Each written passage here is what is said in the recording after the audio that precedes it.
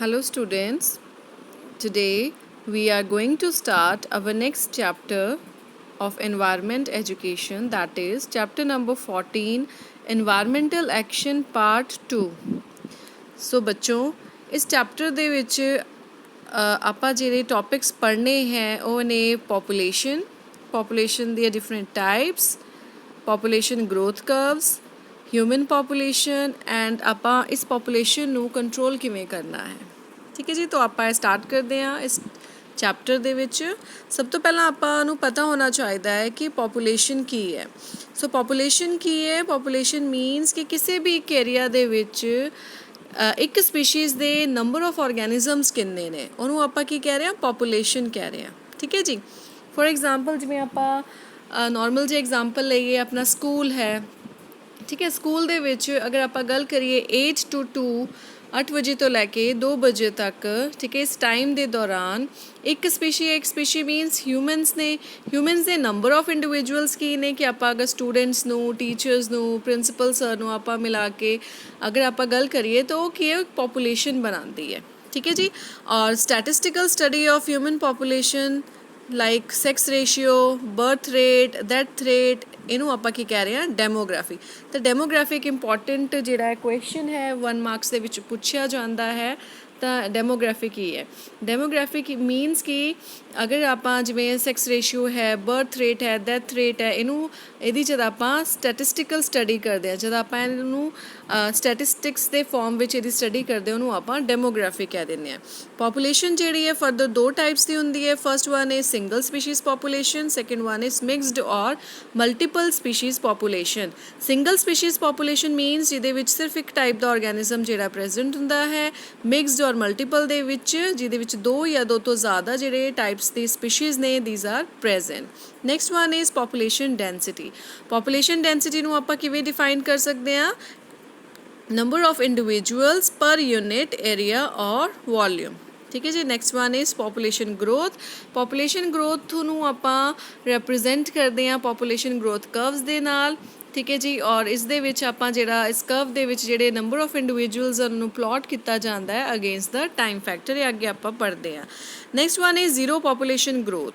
Zero population growth means static population, means ਕੋਈ ਵੀ growth ਨਹੀਂ ਹੋ ਰਹੀ ਹੈ। ਮੀਨਸ ਕਿ number of birth is equal to number of death. ठीक है जी। This means that death rate is equal to birth rate and hence there is no increase in population. Next is population growth curves. So population growth curves are of 2 types. First one is J-shaped growth curve and second one is S-shaped growth curve. ਇਸ diagram ਦੇ ਵਿੱਚ ਤੁਸੀਂ ਦੇਖੋਗੇ ਤਾਂ ਇੱਥੇ ਕੀ ਹੈ? ਇੱਕ ਜੇ ਸ਼ੇਪ ਕਰਵ ਦੀ ਤੁਹਾਨੂੰ ਨਜ਼ਰ ਆ ਰਿਹਾ ਔਰ ਇੱਕ ਤੁਹਾਨੂੰ ਐਸ ਸ਼ੇਪ ਕਰਵ ਜਿਹੜਾ ਆ ਇਹ ਵੀ ਨਜ਼ਰ ਆ ਰਿਹਾ। ਤੇ ਜੇ ਸ਼ੇਪ ਕਰਵ ਕੀ ਹੁੰਦਾ ਹੈ? ਜਦ ਕੋਈ ਵੀ ਚੈੱਕ ਨਹੀਂ ਰਹਿੰਦਾ ਪੋਪੂਲੇਸ਼ਨ ਦੇ ਉੱਪਰ। ਠੀਕ ਹੈ ਜੀ। ਔਰ ਜਿਹੜੇ ਨੰਬਰ ਆਫ ਬਰਥ ਹੈ, ਬਹੁਤ ਜ਼ਿਆਦਾ ਇੰਡੀਵਿਜੂਅਲ ਨੰਬਰ ਆਫ ਬਰਥ ਜਿਹੜਾ ਉਹ ਜ਼ਿਆਦਾ ਹੁੰਦਾ ਹੈ ਦੈਨ ਨੰਬਰ ਆਫ ਡੈਥ। ਤਾਂ ਪੋਪੂਲੇਸ਼ਨ ਜਿਹੜੀ ਉਹ ਕੀ ਹੈ? ਉਹ ਕੰਟੀਨਿਊਸਲੀ ਕੀ ਹੈ? ਉਹ ਇਨਕਰੀਜ਼ ਕਰਦੀ ਰਹਿੰਦੀ ਹੈ। ਠੀਕ ਹੈ। ਇਸ ਟਾਈਪ ਦੇ ਕਰਵ ਨੂੰ ਆਪਾਂ ਜੇ ਸ਼ੇਪਡ ਕਰਵਡ ਕਹਿੰਦੇ ਹਾਂ। Next is as shape curve. S shape curve ਦੇ ਵਿੱਚ ਕੀ ਹੁੰਦਾ ਹੈ? ਆਪਾਂ ਨੂੰ ਹੁਣ ਪਤਾ ਹੈ ਕਿ ਅਰਥ ਹੈ, ਅਰਥ ਦੇ ਉੱਪਰ ਪੋਪੂਲੇਸ਼ਨ ਜਿਹੜੀ ਹੈ ਬਹੁਤ ਜ਼ਿਆਦਾ ਹੋ ਚੁੱਕੀ ਹੈ। ਰਿਸੋਰਸ ਜਿਹੜੇ ਨੇ, ਰਿਸੋਰਸਿਸ ਮੀਨਸ ਫੂਡ ਹੈ, ਸ਼ੈਲਟਰ ਹੈ, ਕੀ ਇਹ ਬਹੁਤ ਲਿਮਿਟਿਡ ਹੈ। ਇਸ ਕਰਕੇ ਜਿਹੜੇ ਐਨਵਾਇਰਮੈਂਟਲ ਫੈਕਟਰਸ ਹੈ ਉਹ ਕੀ ਹੈ? ਉਹ ਪੋਪੂਲੇਸ਼ਨ ਨੂੰ ਅਲਾਉ ਨਹੀਂ ਕਰਦੇ ਕਿ ਉਹ ਕੀ ਹੈ? ਇਨਡੈਫੀਨੇਟਲੀ ਗਰੋ ਕਰੀ ਜਾਏ। ਇਨਡੈਫੀਨੇਟਲੀ ਮੀਨਸ ਆਪਣੀ ਮਰਜ਼ੀ ਨਾਲ ਗਰੋ ਕਰੀ ਜਾਣ। ਠੀਕ ਹੈ ਜੀ। ਤਾਂ ਇਸ ਕੇਸ ਦੇ ਵਿੱਚ ਕੀ ਹੈ? ਜਿਹੜਾ ਗ੍ਰਾਫ ਹੈ ਉਹ ਸਭ ਤੋਂ ਪਹਿਲਾਂ ਕੀ ਹੈ? ਥੋੜ੍ਹਾ ਉੱਪਰ ਜਾਂਦਾ ਹੈ। ਠੀਕ ਹੈ ਜੀ। ਆ ਦੇਖੋ, ਸਭ ਤੋਂ ਪਹਿਲਾਂ ਕੀ ਹੈ? ਇਹ ਥੋੜ੍ਹਾ ਉੱਪਰ ਜਾਂਦਾ ਹੈ। ਉਸ ਤੋਂ ਬਾਅਦ ਕੀ ਹੈ? ਇੱਕ ਜਗ੍ਹਾ 'ਤੇ ਆ ਕੇ ਕੀ ਹੈ? ਇਹ ਸਟੇਬਲ ਹੋਣਾ ਸ਼ੁਰੂ ਹੋ ਜਾਂਦਾ ਹੈ। ਤਾਂ ਇਸ ਟਾਈਪ ਦੀ ਜਿਹੜੀ ਗਰੋਥ ਕਰਵ ਹੈ ਉਹਨੂੰ ਆਪਾਂ ਕੀ ਕਹਿ ਰਹੇ ਹਾਂ? ਐਸ ਸ਼ੇਪ ਗਰੋਥ ਕਰਵ ਕਹਿ ਦਿੰਦੇ ਹਾਂ। ਠੀਕ ਹੈ ਜੀ। Also known as sigmoid shape curve. ਹੁਣ ਆਪਾਂ ਨੂੰ ਪਤਾ ਹੈ ਕਿ ਹਿਊਮਨ ਪੋਪੂਲੇਸ਼ਨ ਆਫ ਇੰਡੀਆ ਦੇ ਵਿੱਚ ਹਿਊਮਨ ਪੋਪੂਲੇਸ਼ਨ ਦੀ ਅਗਰ ਆਪਾਂ ਗੱਲ ਕਰੀਏ ਤਾਂ ਜਿਹੜਾ ਡਾਟਾ ਹੈ ਇਹ ਬਹੁਤ ਓਲਡ ਵਨ ਹੈ। ਤਾਂ ਅਗਰ ਅੱਜ ਆਪਾਂ ਗੱਲ ਕਰੀਏ ਤਾਂ ਹਿਊਮਨ ਪੋਪੂਲੇਸ਼ਨ ਜਿਹੜੀ ਹੈ ਉਹ ਬਹੁਤ ਜ਼ਿਆਦਾ ਜਿਹੜੀ ਹੈ ਇਨਕਰੀਜ਼ ਹੋ ਚੁੱਕੀ ਹੈ। ਠੀਕ ਹੈ ਜੀ। ਹੁਣ ਇਸ ਪੋਪੂਲੇਸ਼ਨ ਦੇ ਇਨਕਰੀਜ਼ ਹੋਣ ਦੇ ਨਾਲ ਕੀ ਹੈ? ਕੁਛ ਨਾ ਕੁਛ ਇੰਪੈਕਟ ਤਾਂ ਜ਼ਰੂਰ ਪੈਣਗੇ। ठीक है जी। इंपैक्ट मीनस कि कोई ना कोई इफैक्ट ਜਿਹੜੇ ਨੇ ਉਹ ਜ਼ਰੂਰ ਪੈਣਗੇ। ਤਾਂ ਕਿਹੜੇ ਕਿਹੜੇ ਇੰਪੈਕਟਸ ਨੇ? ਤਾਂ ਇਹਦੇ ਨਾਲ ਕੀ ਹੁੰਦਾ ਹੈ, ਸਭ ਤੋਂ ਪਹਿਲਾਂ ਜਿਹੜੀ ਲੈਂਡ ਹੈ ਹਾਊਸਿੰਗ ਐਗਰੀਕਲਚਰ ਲਈ ਉਹ ਸ਼ਾਰਟ ਹੋ ਜਾਂਦੀ ਹੈ। ਠੀਕ ਹੈ ਜੀ। ਇਸ ਤੋਂ ਇਲਾਵਾ ਫੂਡ ਗ੍ਰੇਨਸ ਜਿਹੜੇ ਨੇ ਉਹਨਾਂ ਦੀ ਸ਼ਾਰਟੇਜ ਹੋਣਾ ਸ਼ੁਰੂ ਹੋ ਜਾਂਦੀ ਹੈ। ਪੂਵਰਟੀ ਗਰੀਬੀ ਜਿਹੜੀ ਉਹ ਵੱਧ ਜਾਂਦੀ ਹੈ। ਗਰੀਬੀ ਦੇ ਵਧਣ ਨਾਲ ਅਨਇੰਪਲੋਇਮੈਂਟ ਵੱਧ ਜਾਂਦੀ ਹੈ। ਠੀਕ ਹੈ ਜੀ। ਔਰ ਅਗਰ ਪੂਵਰਟੀ ਔਰ ਅਨਇੰਪਲੋਇਮੈਂਟ ਇਨਕਰੀਜ਼ ਹੋਏਗੀ ਤਾਂ ਉਹਦੇ ਨਾਲ ਕੀ ਹੈ, ਕ੍ਰਾਈਮਸ ਵੀ ਜਿਹੜੇ ਉਹ ਵੱਧ ਜਾਣਗੇ। ਡਿਵੈਲਪਮੈਂਟ ਜਿਹੜੀ ਹੈ ਉਹ ਸਲੋ ਹੋ ਜਾਏਗੀ ਕੰਟਰੀ ਦੀ, ਔਰ ਪ੍ਰੋਗਰੈਸ ਜਿਹੜੀ ਉਹ ਵੀ ਕੀ ਹੈ, ਸਲੋ ਹੋ ਜਾਏਗੀ। ਇਸ ਤੋਂ ਇਲਾਵਾ ਜਿਹੜੀ ਪਰ ਕੈਪੀਟਾ ਇਨਕਮ ਹੈ, ਪਰ ਕੈਪੀਟਾ ਇਨਕਮ ਦਾ ਮਤਲਬ ਕੀ ਹੁੰਦਾ ਹੈ? ਪਰ ਕੈਪੀਟਾ ਇਨਕਮ ਮੀਨਸ ਕਿ ਇੱਕ ਪਰਸਨ ਜਿਹੜਾ ਆ ਉਹ ਕਿੰਨਾ ਕਮਾ ਰਿਹਾ ਆ, ਉਹ ਵੀ ਕੀ ਹੈ, ਡਿਕਰੀਜ਼ ਹੋ ਜਾਏਗੀ। ਠੀਕ ਹੈ ਜੀ। ਤਾਂ ਇਹ ਡਿਫਰੈਂਟ ਇੰਪੈਕਟਸ ਨੇ ਜਿਹੜੇ ਕਿ ਜਿਹੜੇ ਕਿ ਪੋਪੂਲੇਸ਼ਨ ਦੇ ਉੱਪਰ ਕੀ ਹੈ, ਪੋਪੂਲੇਸ਼ਨ ਗਰੋਥ ਦੇ ਉੱਪਰ ਕੀ ਹੈ, ਪੈਂਦੇ ਨੇ। ਹੁਣ ਆਪਾਂ ਨੂੰ ਪਤਾ ਹੈ ਕਿ ਪੋਪੂਲੇਸ਼ਨ ਜਿਹੜੀ ਉਹ ਡੇ ਬਾਈ ਡੇ ਇਨਕਰੀਜ਼ ਕਰੀ ਜਾ ਰਹੀ ਹੈ, ਤਾਂ ਇਸ ਪੋਪੂਲੇਸ਼ਨ ਨੂੰ ਕੰਟਰੋਲ ਕਰਨਾ ਵੀ ਬਹੁਤ ਜ਼ਰੂਰੀ ਹੈ। ਤਾਂ ਕੰਟਰੋਲ ਕਰਨ ਲਈ ਕੀ ਹੈ, ਬਹੁਤ ਸਾਰੇ ਜਿਹੜੇ ਨੇ ਮੈਥਡਸ ਨੇ ਜਿਨ੍ਹਾਂ ਦੇ ਥਰੂ ਆਪਾਂ ਪੋਪੂਲੇਸ਼ਨ ਨੂੰ ਕੰਟਰੋਲ ਕਰ ਸਕਦੇ ਹਾਂ। ਠੀਕ ਹੈ ਜੀ। ਤਾਂ ਸਭ ਤੋਂ ਪਹਿਲਾਂ ਜਿਹੜਾ ਮੈਥਡ ਹੈ ਦੈਟ ਇਜ਼ ਅਵੇਅਰਨੈਸ ਮੀਨਸ ਕਿ ਆਪਾਂ ਜਾਗਰੂਕ ਕਰੀਏ। ਹੁਣ ਇਹਦੇ ਵਿੱਚ ਕੀ ਹੈ ਕਿ ਆਪਾਂ ਲੋਕਾਂ ਨੂੰ ਜਾਗਰੂਕ ਕਰ ਸਕਦੇ ਹਾਂ through mass media.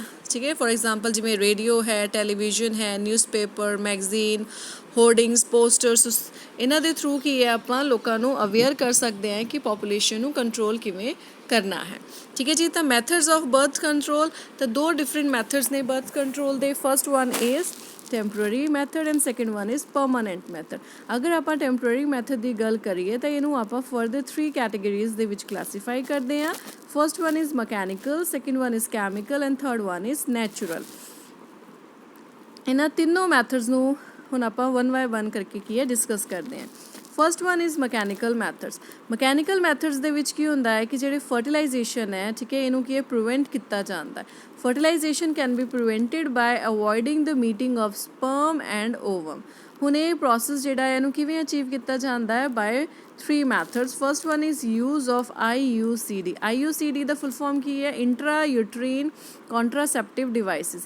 These are the devices which prevent the fertilization process. ठीक है। फॉर एग्जाम्पल लूप है, कॉपर टी है, ठीक है, it prevents the entry of sperms inside the body of the female. Next one is use of condoms. These are used by male and these do not allow the sperm to reach the ovum. Next one is use of diaphragm. These are the used by females. Next one is chemical method. In chemical methods, first one is oral pills. Oral pills means these are the contraceptive pills or oral pills which alter the ovulatory cycle in a woman. और pregnancy ਜਿਹੜਾ ਆ ਉਹਨੂੰ ਕੀ ਹੈ, prevent ਕੀਤਾ ਜਾ ਸਕਦਾ ਹੈ। Next one is creams by using creams. These type of creams are available in markets and these creams will kill the sperms or make the sperm immobile so that fertilization process can be prevented. Next method is natural methods ਦੇ ਵਿੱਚ first method is safe period. So during sexual intercourse should be done during safe period is either 7 days before or 7 days after menstruation. Next one is outside ejaculation. This method is also safe and prevent the fertilization process.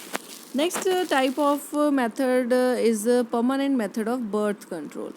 The permanent method of birth control can be classified into 3 categories. First one is male sterilization, second one is female sterilization and third one is abortion. So male sterilization ਦੇ ਵਿੱਚ ਕੀ ਹੁੰਦਾ ਹੈ ਕਿ it can be done either by vasectomy means कि vas difference is a structure which are present in the male reproductive system and it can be cut through a surgery which is known as vasectomy and through castration means कि castration. Next is female sterilization. It is done by tubectomy means cutting of fallopian tubes or ovarictomy, removal of ovaries. Third one is abortion ਜਿਹੜਾ ਹੈ it is legalized in our country. ਇਸ ਕਰਕੇ people ਜਿਹੜੇ ਲੋਕ ਨੇ ਉਹ abortion ਲਈ ਜਾ ਸਕਦੇ ਨੇ ਅਗਰ they doesn't want unwanted child. ਤਾਂ ਪੋਪੂਲੇਸ਼ਨ ਕੰਟਰੋਲ ਡਿਵਾਈਸਿਸ ਜਿਹੜੇ ਨੇ ਕਮਿਊਨਿਟੀ ਹੈਲਥ ਦੇ ਸੈਂਟਰਸ ਦੇ ਵਿੱਚ ਪ੍ਰੈਜ਼ੈਂਟ ਹੁੰਦੇ ਨੇ, ਬਹੁਤ ਹੀ ਨਾਰਮਲ ਪ੍ਰਾਈਸਿਸ ਦੇ ਵਿੱਚ ਪ੍ਰੈਜ਼ੈਂਟ ਹੁੰਦੇ ਨੇ, ਲੋਕ ਇਹਨਾਂ ਨੂੰ ਅਫੋਰਡ ਕਰ ਸਕਦੇ ਨੇ, ਕਾਮਨ ਮੈਨ ਜਿਹੜਾ ਅਫੋਰਡ ਕਰ ਸਕਦਾ ਆ। ਇਸ ਕਰਕੇ ਜਿਹੜੇ ਲੋਕ ਨੇ ਉਹਨਾਂ ਨੂੰ ਇਹਨਾਂ ਕੰਟਰੋਲ ਡਿਫਰੈਂਟ ਮੈਥਡਸ ਨੂੰ ਕੀ ਹੈ ਫੋਲੋ ਕਰਨਾ ਚਾਹੀਦਾ ਹੈ ਤਾਂ ਕਿ ਜਿਹੜੀ ਪੋਪੂਲੇਸ਼ਨ ਹੈ ਉਹਨੂੰ ਕੰਟਰੋਲ ਕੀਤਾ ਜਾ ਸਕੇ। ਔਰ ਜਿਹੜੇ ਮੈਥਡਸ ਨੇ ਇਹਨਾਂ ਨੂੰ ਫੋਲੋ ਕਰਨ ਲਈ ਇੱਕ ਪ੍ਰੋਪਰ ਜਿਹੜੀ ਗਾਈਡੈਂਸ ਹੈ ਕਿਸੇ ਵੀ ਕੁਆਲੀਫਾਈਡ ਮੈਡੀਕਲ ਪ੍ਰੈਕਟੀਸ਼ਨਰ ਦੀ ਉਹਦੀ ਜ਼ਰੂਰਤ ਹੁੰਦੀ ਹੈ। ਔਰ ਆਪਣੀ ਜਿਹੜੀ ਗਵਰਨਮੈਂਟ ਹੈ ਇਹ ਵੀ ਡਿਫਰੈਂਟ ਜਿਹੜੇ ਨੈਸ਼ਨਲ ਪ੍ਰੋਗਰਾਮਸ ਨੇ ਫੈਮਿਲੀ ਪਲੈਨਿੰਗ ਦੇ ਤੁਸੀਂ ਵੇਖਦੇ ਹੋ ਟੀਵੀ ਦੇ ਵਿੱਚ, ਰੇਡੀਓਜ਼ ਦੇ ਵਿੱਚ ਸੁਣਦੇ ਹੋ, ਤੁਸੀਂ ਜਦ ਬੱਸਿਸ ਦੇ ਵਿੱਚ ਜਾਂਦੇ ਹੋ ਆਪਣੇ ਘਰਾਂ ਨੂੰ ਤਾਂ ਤੁਸੀਂ ਹੋਰਡਿੰਗਸ ਦੇਖਦੇ ਹੋ, ਬਾਹਰ ਪੋਸਟਰਸ ਦੇਖਦੇ ਹੋ, ਪੜ੍ਹਦੇ ਹੋ, ਠੀਕ ਹੈ ਜੀ। ਤਾਂ ਉਹਦੇ ਥਰੂ ਕੀ ਹੈ ਜਿਹੜੀ ਆਪਣੀ ਗਵਰਨਮੈਂਟ ਹੈ ਉਹ ਕੀ ਹੈ ਅਵੇਅਰ ਕਰਵਾਉਂਦੀ ਹੈ, ਠੀਕ ਹੈ ਜੀ। ਤਾਂ ਅਜੇ ਆਪਣਾ ਇਹ ਜਿਹੜਾ ਚੈਪਟਰ ਜਿਹੜਾ ਹੈ 14 ਹੈ ਬਹੁਤ ਇੰਪੋਰਟੈਂਟ ਹੈ, ਬਹੁਤ ਛੋਟੇ ਛੋਟੇ ਕੁਐਸਚਨਸ ਜਿਹੜੇ ਨੇ 1 ਮਾਰਕ ਕੁਐਸਚਨ ਜਿਹੜੇ ਨੇ ਇਸ ਕੁਐਸਚਨ ਚੈਪਟਰਸ ਦੇ ਵਿੱਚੋਂ ਕੀ ਹੈ ਪੁੱਛੇ ਜਾਂਦੇ ਨੇ।